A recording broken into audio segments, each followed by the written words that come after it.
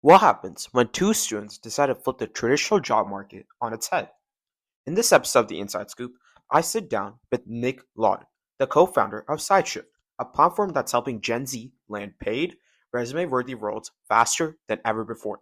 What started in college, in a college dorm, is now helping students earn money, gain experience, and get hired at startups across the country while racking up 125K in monthly recurring revenue. We dive into how Nick and his team scale SideShift while still in school, his unconventional approach to user acquisition and growth, and how he's empowering students to be more than just interns. This one's packed with real strategy, no fluff. Whether you're a founder, a student, or just curious about the future of hiring, Nick's story will shift your mindset. Tap in. It's the Inside Scoop after all. So, welcome Nick to the Inside Scoop podcast. So, Nick, why don't you introduce yourself and your hustle, your business? Yeah, how's it going, guys? My name is Nick Lawton. I'm one of the founders here at SideShift. We are a marketplace that effectively connects Gen Z creators with brands of all different sizes. We work with everyone from solo founders all the way up to Akalshi, Brex, and some other really cool big brand names as well. Hmm. So our side hustle is really just connecting creators with all of these different UGC opportunities in the space right now. Hmm. Okay. And what made you to launch SideShift while still in college? What did you see that others missed? Yeah, so one of the things that led to the formation of SideShift was we had originally started the marketplace just connecting with Gen Z, Gen Z college students, as well as all of these local Hmm. businesses in the area. So it really started in the gig economy, and from there we transitioned quite a few times until we kind of landed where we're at right now, which is the Hmm. UGC marketplace. Hmm. But I think, we really just listened to the demand signals of this market, this growing creator economy that's, Hmm. rampant right now. And, really found that there was no platform out there that could service the needs of all of these, college kids, high school kids, post Hmm. grads who were looking for that great side hustle, Hmm. and they were looking to do something within the creator economy, but had no platform Hmm. uh, to do so. Quite frankly. Yeah. And so what happens if I'm a college student who wants to get on SideShift? What did I first see when I first log in?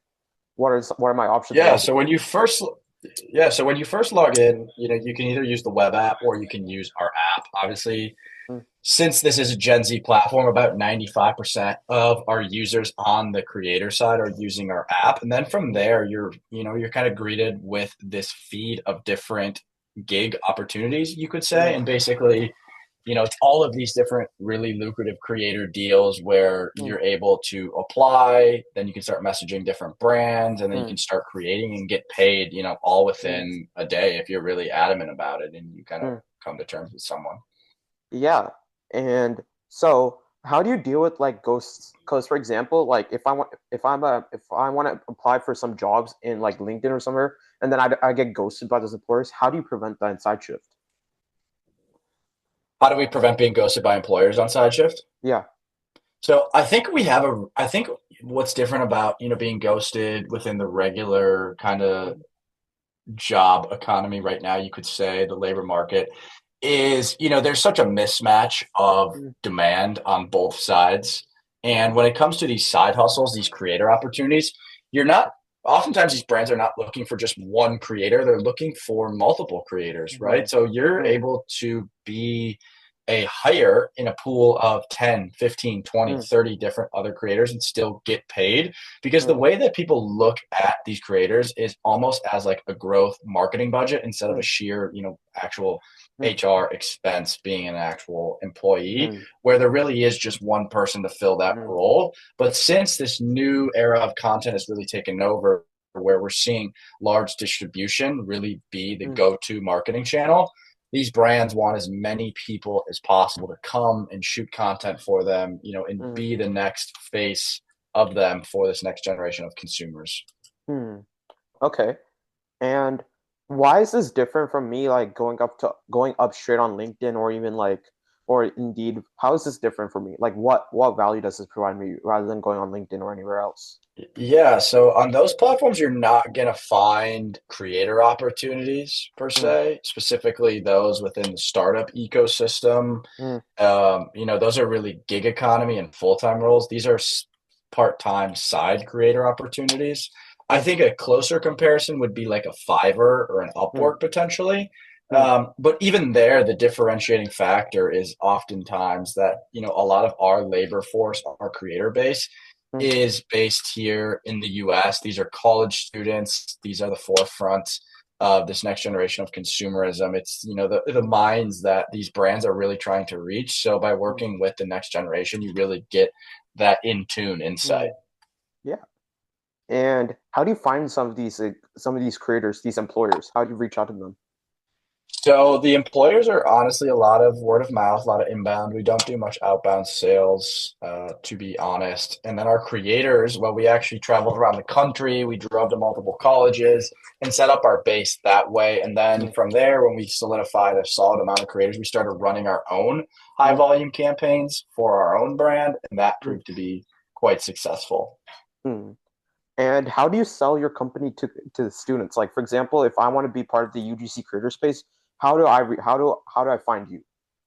So what you could do, what's the value prop, you could say? Yeah, what's my value prop for being part of SideShift? Yeah, so your value prop is that if you want to get into content creation, if you've never created content before, it's a burgeoning Mm, industry, you want to make a few extra $1,000 a month, you can come to SideShift and we can train you with a lot of our resources, a lot of our mm, educational materials, and you can begin your content creation mm, career mm, with us. And then you can, kind of mm, blossom into all of these other avenues within the mm, creator realm. You could say you could stick to doing traditional UGC, you could try and go the influencer route, you could become an ads maker. There's so many different spaces mm, and this high demand for real authentic content to mm. be created right now. Do you think college students should try content creation? Yeah, I think all college students should try content creation. I think it's one of the best side hustles there is. It's really easy. All you need to be able to do is talk into a camera, be a little bit creative, Mm, understand some of the algorithms, and then you're kind of off to the races. But it really is a great side hustle. We've got some students making upwards of $15,000 to $20,000 a month, which is really, mm, really interesting to see. mm, And some of these kids are honestly paying off a lot of their loans as mm, well. mm. Yeah. Do you think like there's a hiring need for content creators in this economy, or do you think like it's slowly going to die down? I don't think it's going to die down at all. I think it's just going to ramp up, if anything, just especially as products become, specifically programming becomes more commoditized. It's getting easier now than Mm, ever to launch these products. Distribution is kind of this last frontier that you need that human touch. So it's one of the areas that I think, mm, AI is having a hard time reaching. mm, There's a handful of AI ads makers and whatnot, but I think mm, that human touch content is just something that is hard to replicate, and these mm, algorithms are really cracking down on all of mm. that stuff specifically. Okay, so whenever I scroll on TikTok, I find these Google AI videos. They look so hyper realistic. Do you think content creators should be worried about Mhm. AI? I think you're referring to like Flow Yeah, and Flow, VO3 VO3, specifically. all those So ones. yeah, so I think those are really interesting. I think creators in themselves could learn to utilize those tools. Mm, But again, I think there still needs that humanistic element to the videos. I've mm, seen some of those VO3 flow videos work mm, for TikTok Shop specifically, which has been really interesting to see. mm, But for actual, just like other forms of mm, content distribution, hasn't worked as mm, well. I mm, don't think creators should be mm. really worried about that stuff as Yeah. much. Okay. So let's say I'm a creator and I want to start putting my voice out or start putting my ideas or my content out. What are some platforms I should use? Like TikTok, Instagram? Which ones do you think should be more Yeah, so valuable? majority of our brands are advertising on TikTok Mm, specifically. mm, That's, the easiest platform to build up a following. I would say mm, Instagram is a close second. Then you mm, have YouTube Shorts, Snap Reels, LinkedIn mm, Shorts, Pinterest, mm, all of these other platforms as well. But mm, I would say spending most of your time on TikTok would be the best kind of mm, best use of your time. mm. Okay. And eventually, if TikTok gets banned, what platform would you say next? I would say Instagram. I would say Instagram? Instagram Reels. Yeah.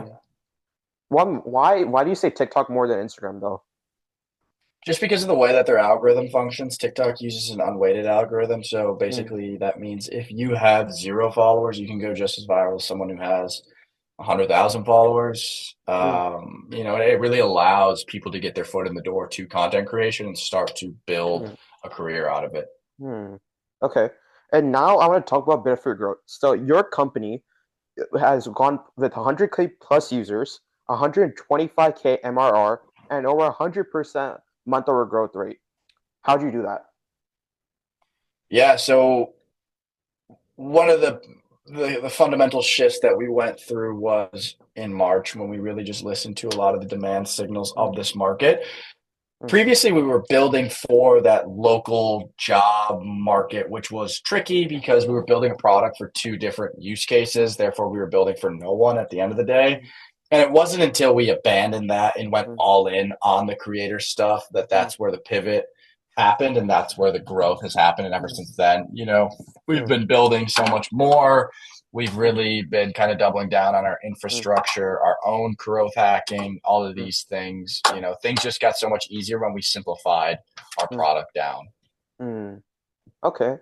And how'd you manage doing all this while being a college student? And you attend U Madison, right? Yeah, so I had graduated last year actually. So Hmm. I was building for my senior year, and then I graduated and went full time on this project. Now, obviously, glad it's become this company and whatnot. But it started as just a 2-man project Hmm. with my co-founder and I. Hmm. It definitely wasn't easy. Definitely skipped a lot of classes that senior year, but we really just were tinkering, learning about entrepreneurship, doing all of these different things to kind of get into the ecosystem. And, Hmm. luckily a lot of those learnings we've been able to apply and it's definitely helped us, build a great company. Hmm. What are some learnings from your time at University of Wisconsin Madison apply to your business? What are some of the learnings you took from there? Yeah, so I think one of the larger learnings was the ability to lean on people. I guess that sounds a little cliche, but UW Madison had a lot of great resources for us Hmm. that we were able to shape our Hmm. company around. I think there's a common misconception with entrepreneurs, Hmm. specifically where they think they need to drop out. Their university might have nothing to offer them, but I think that's not necessarily the case. I think a lot of these Hmm. universities actually are pretty entrepreneurial and forward thinking. Hmm. And it's honestly a little bit of a misconception Hmm. that they don't have the resources. But for Hmm. us, we had a ton of resources, a lot of great mentors, Hmm. which helped us kind of in the early stages. Hmm. Did any of those mentors help you find the early rounds of funding? No, they did not help us find any Hmm. How'd you to find your funding. first? How'd you find your first round of funding?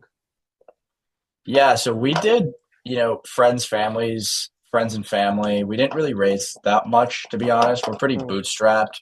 Hmm. We did win some pitch competitions and some grants, Hmm. but, majority of the company has been, bootstrapped. I'd say about like Hmm. 99%. Hmm.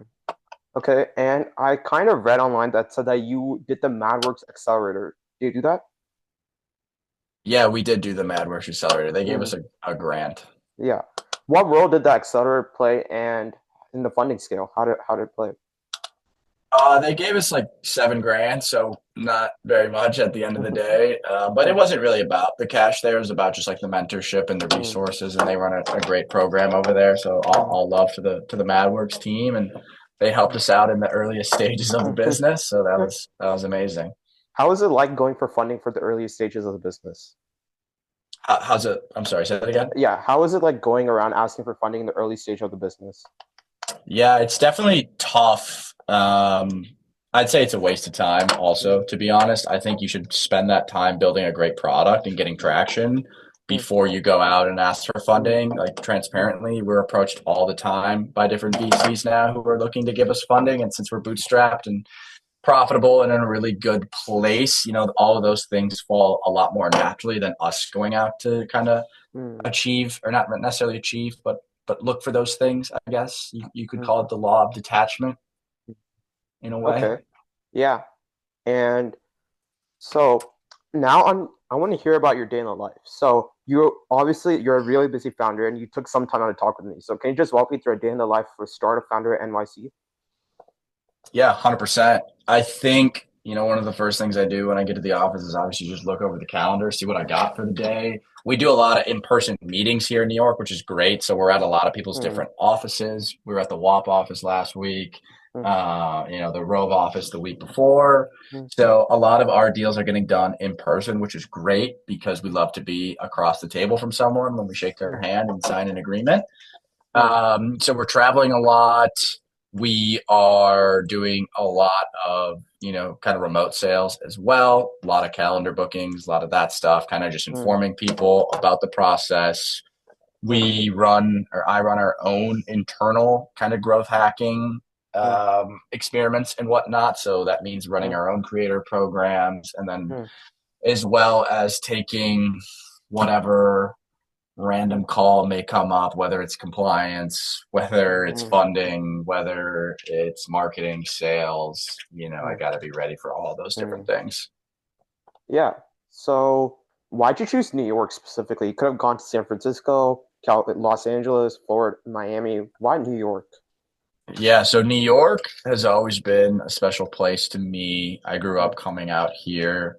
And then on top of that, a lot of our business is actually centered around different consumer companies, and New York has a great consumer mm, hub. mm, SF is obviously a lot better for, deep tech B2B. So we mm, chose New York ultimately for kind of this consumer mm, ecosystem that's been, mm, really taking off in the last year here. mm. And how's the company been doing in New York? The company has been doing great in New York. We just moved into our new office. Been super Mm, stoked about that. Like yeah. I mentioned, we're probably taking a new meeting IRL every day. Mm. Yeah. Do you think startups who are not focused in deep tech should go to New York or somewhere else?